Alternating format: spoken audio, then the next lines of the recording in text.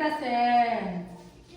আঙ্গুর একটা তরকারি গাই গিয়া না গাই কয়দিন ধইরা কামে যায় আপনি জানেন না আমার তো কোনো তরকারির অভাব নাই আমার তো সব কিছুই অভাব নাই যে আমার জামাই তো ভালো করে কাম টাম করে আমার জামাই তো আইসে একদিন গেলে 3 দিন যায় বোন কোন এটা মানুষ নিয়ে কেমনে সংসার করেন আপনি কি কথা আমি তো দিগুলা কাম কই যাই মুখ